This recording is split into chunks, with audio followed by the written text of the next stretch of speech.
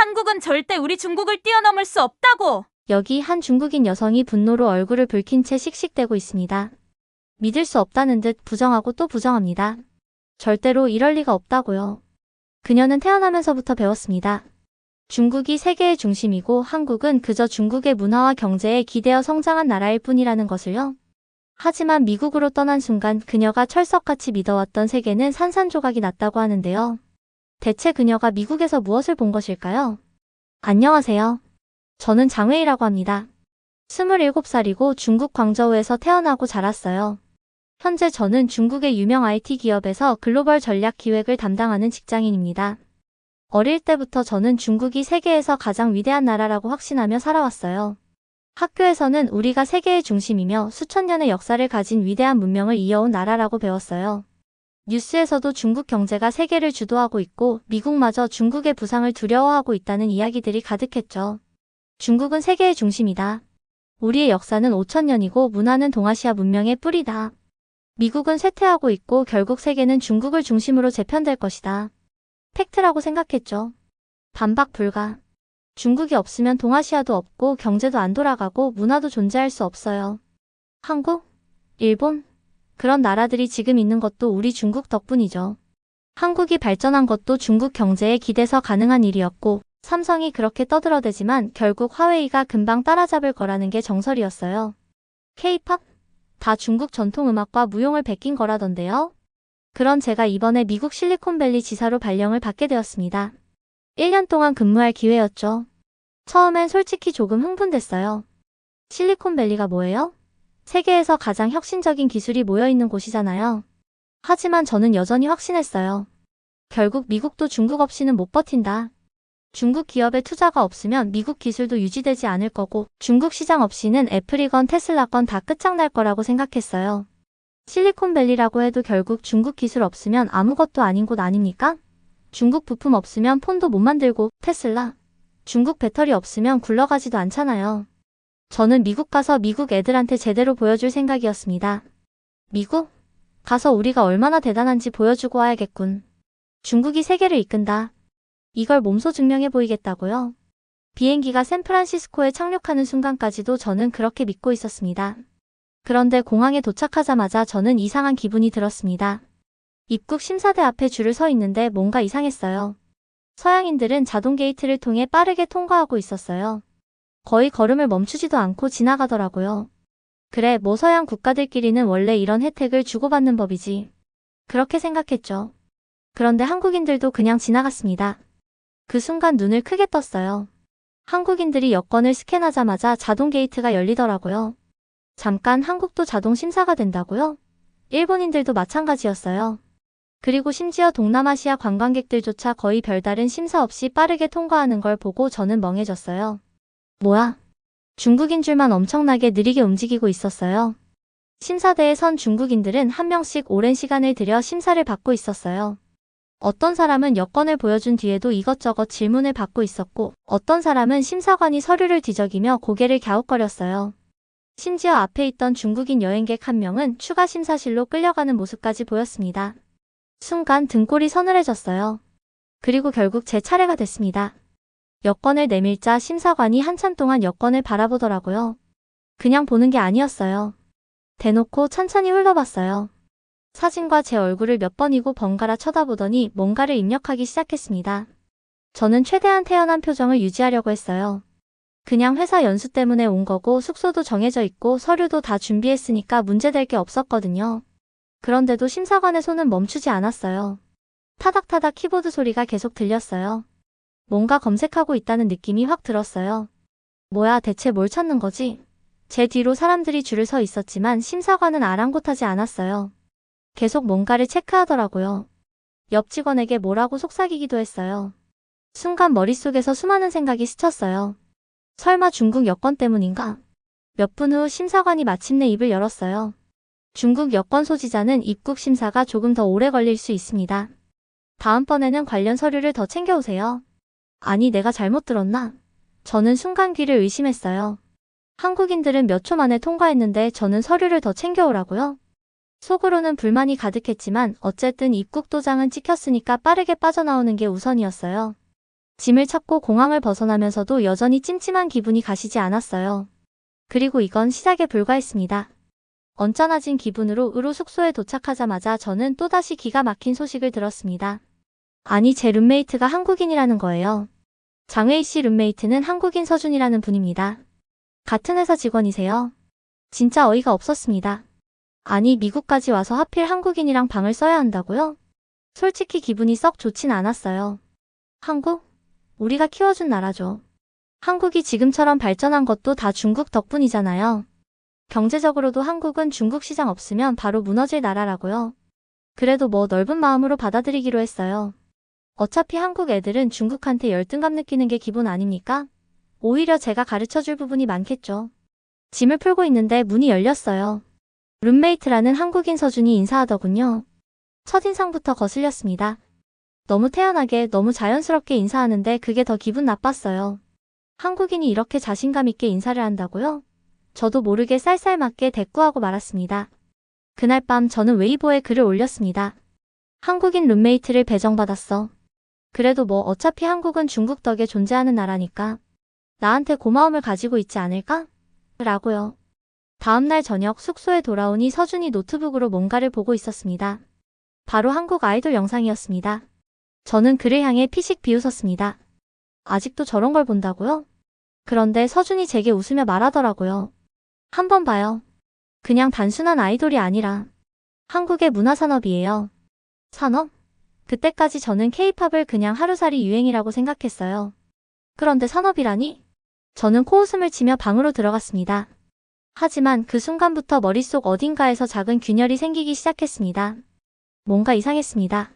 미국에 온 지 얼마 되지도 않았는데 제가 보고 듣는 것들이 전부 기존에 알고 있던 것과 맞지 않았습니다.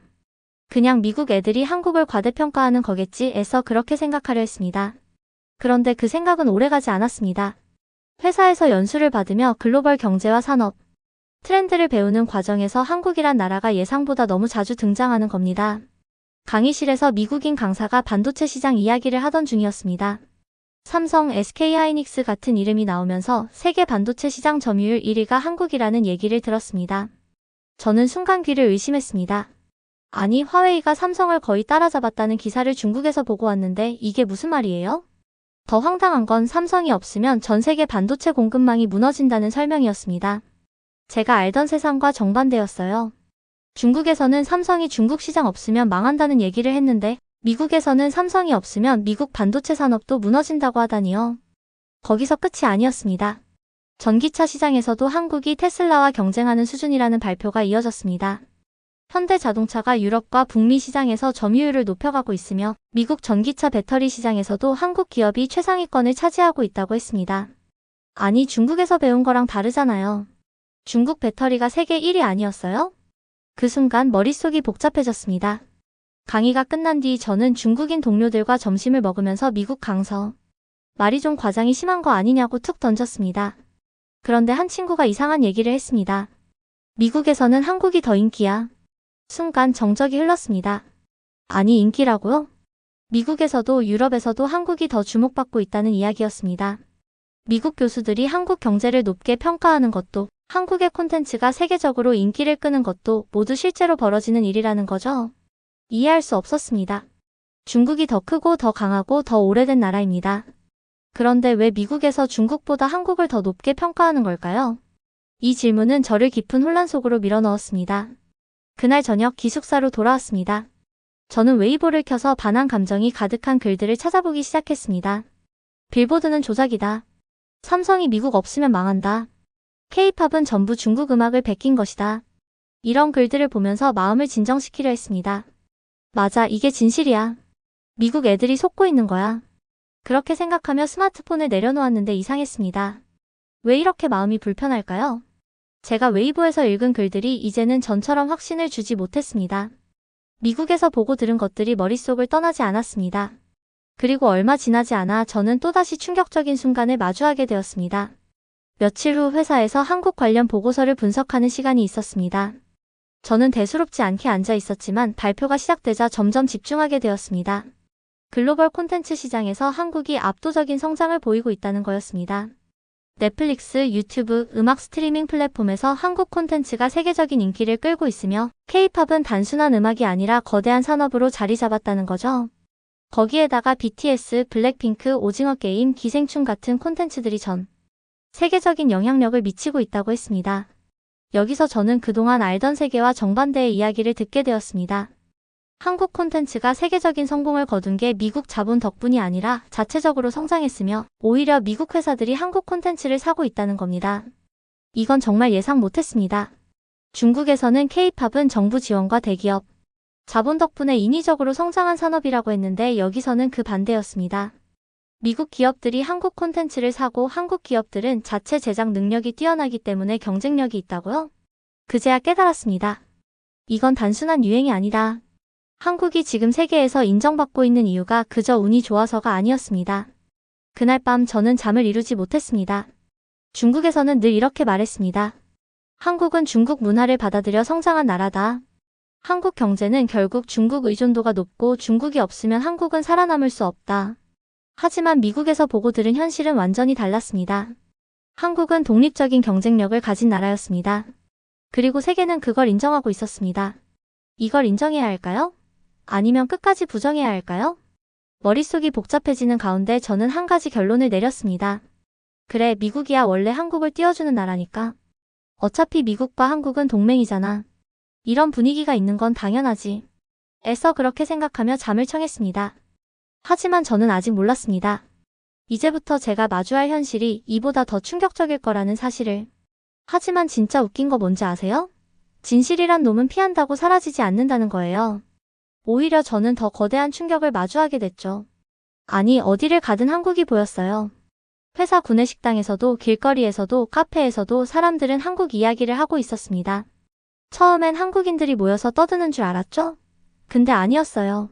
미국인, 유럽인, 심지어 남미 출신 직원들까지 다들 한국 드라마나 K-팝 얘기를 하고 있더라고요. 출근길에 들른 카페에서는 BTS 노래가 흘러나왔어요. 순간 귀를 의심했어요. 미국 카페에서 한국 노래가. 그래도 저는 애써 넘겼어요. 뭐 그냥 한두 곡 정도 틀 수도 있잖아요? 유행이니까 그렇죠. 그런데요? 그날 오후 회사 근처 푸드트럭 거리를 지나가다가 진짜 충격적인 장면을 봤어요. 푸드트럭들이 쭉 늘어서 있었고 미국인들이 점심을 사 먹으려고 줄을 서 있었습니다. 타코 트럭도 있었고 핫도그도 있었고 중국 음식도 있었어요. 근데요? 가장 긴 줄이 서 있는 곳이 어딘지 아세요? 한식 푸드트럭이었어요. 사람들이 30분씩 줄 서서 떡볶이, 김밥, 불고기 같은 걸 사 먹고 있었습니다. 진짜 믿기지 않았어요. 한국 음식이 이렇게까지 인기라고요? 당연히 저는 주변을 둘러봤어요. 혹시 중국 음식 트럭은 없나 싶어서요. 있긴 있었어요. 근데 줄이 없었습니다. 이건 좀 이상한데요? 그래, 그냥 미국 애들이 새로운 걸 좋아해서 그런 거겠지. 그렇게 애써 생각하려고 했어요. 근데요?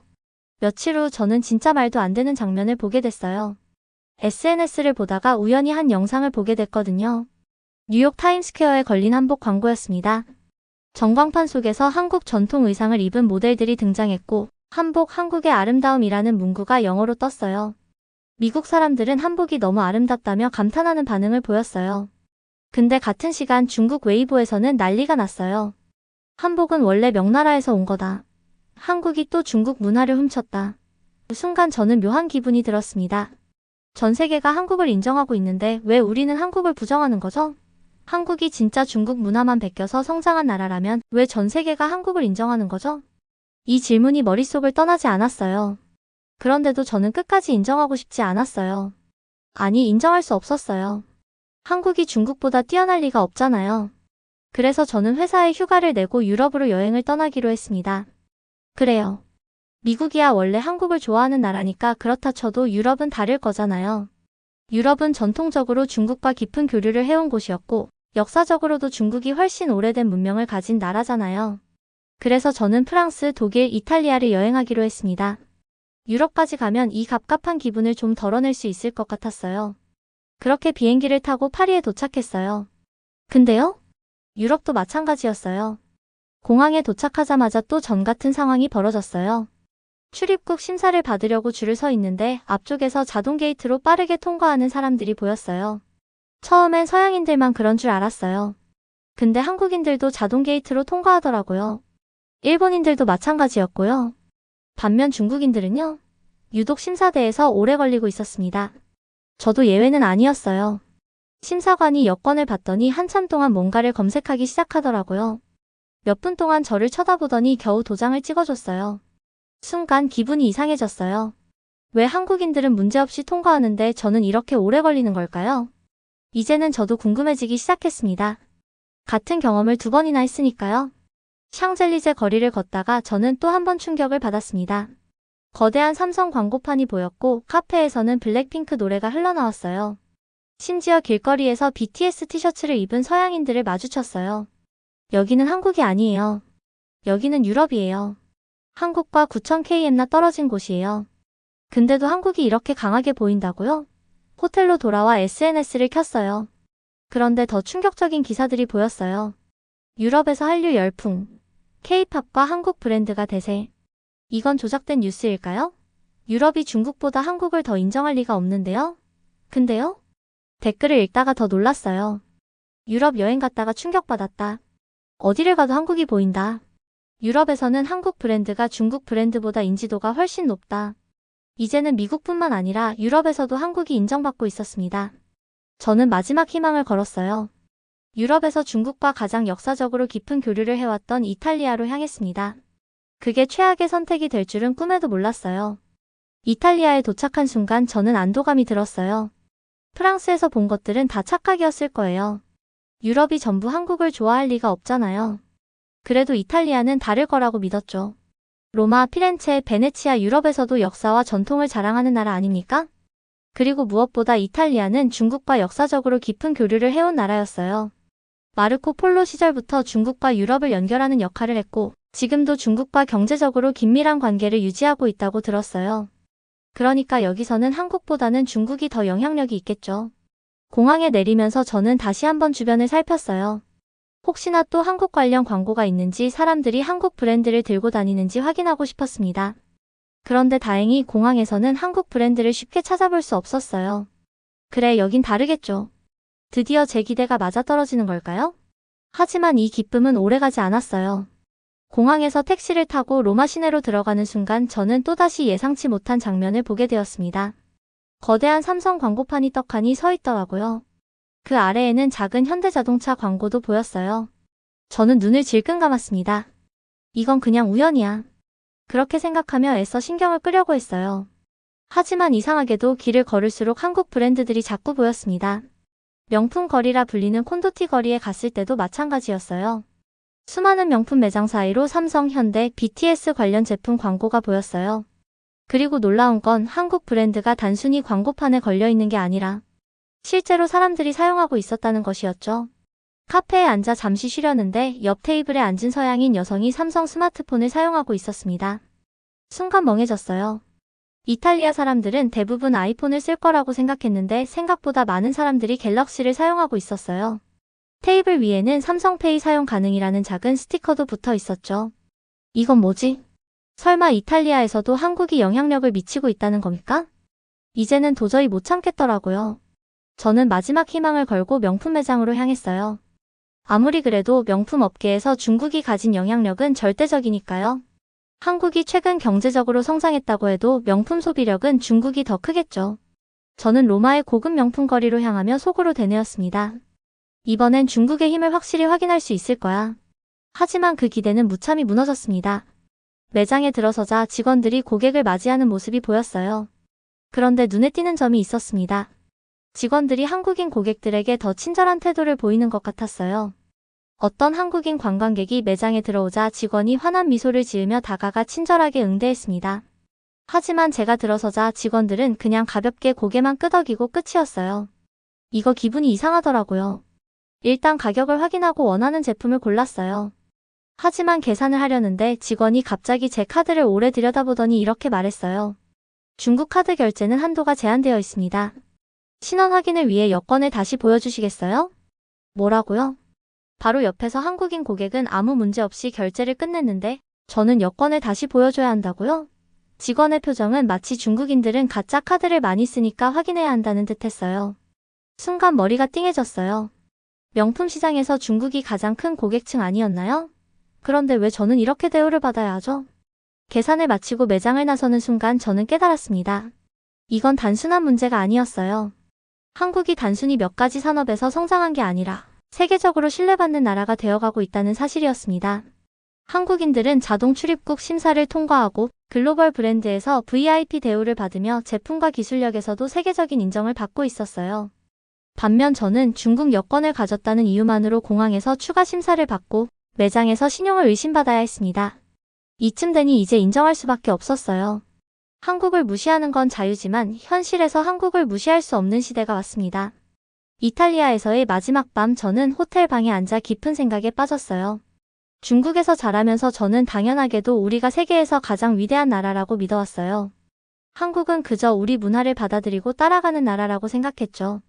그런데 유럽에서 제가 직접 보고 경험한 건 완전히 달랐어요. 세계는 한국을 인정하고 있었어요.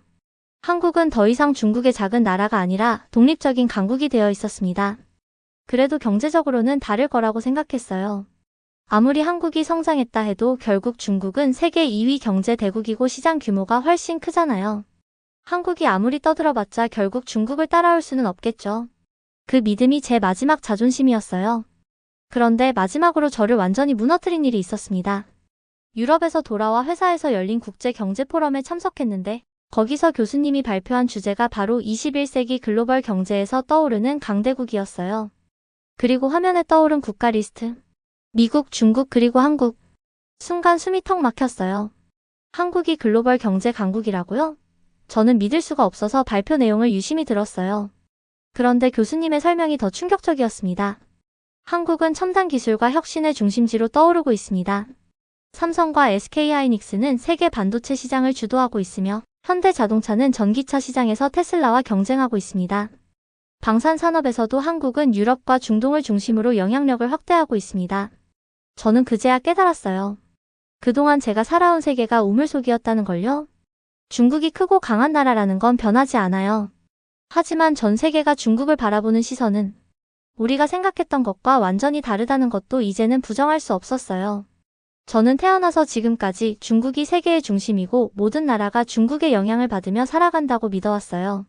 한국, 일본, 그런 나라들은 중국 문화의 일부를 가져다 쓴 작은 나라들이었고 결국은 우리가 키워준 나라들이었죠. 그런데 저는 직접 두 눈으로 봤어요. 전 세계가 한국을 바라보는 방식은 우리가 생각했던 것과 전혀 달랐어요. 한국은 이미 문화, 경제, 기술에서 독립적인 강국으로 자리 잡았고 전 세계가 그것을 인정하고 있었어요. 하지만 정작 저는 그 사실을 인정하지 않으려고 필사적으로 버텨왔던 거예요. 미국에서, 유럽에서 한국이 세계적인 영향력을 가진 나라로 자리 잡았다는 걸 수도 없이 마주하면서도 저는 끝까지 외면하고 싶었어요. 한국의 성장을 일시적인 유행이라고 치부하고 미국이 한국을 일부러 띄워준다고 합리화하면서 말이에요. 그런데 이제는 도저히 부정할 수 없었어요. 한국은 더 이상 중국을 따라가는 나라가 아니었어요. 세계가 한국을 인정하고 있었어요. 그런데 저는 그 사실을 인정하는데 너무 오래 걸렸어요. 저는 중국에서 자랐고 중국에서 배웠어요. 그리고 자연스럽게 우리는 세계에서 가장 위대한 나라라는 믿음을 가졌죠. 하지만 그 믿음은 좁은 세계 속에서 만들어진 것이었어요. 실제로는 세상은 이미 변해 있었어요. 한국은 기술과 경제에서 중국과 어깨를 나란히 할 정도로 성장했고 문화적으로는 세계적으로 인정받는 나라가 되었어요. 그리고 세계는 그것을 자연스럽게 받아들이고 있었어요. 오직 저만 그것을 받아들이지 못하고 있었던 거예요. 그동안 저는 한국을 무시하는 것이 당연하다고 생각했어요. 한국이 중국 덕분에 여기까지 온 거라고 믿었죠. 하지만 이제는 알겠어요. 한국을 무시하는 건 자유지만 현실에서 한국을 무시할 수 없는 시대가 왔다는 걸요. 그리고 저는 이제 세상을 조금 더 넓은 시각으로 바라보려고 합니다. 더 이상 과거에 갇혀 살지 않으려고요. 우물 속에서 나온 개구리는 비로소 바깥 세상이 얼마나 넓은지 깨닫게 된다고 하죠. 저도 이제 그 바깥 세상을 제대로 보려고 합니다. 들어주셔서 감사합니다.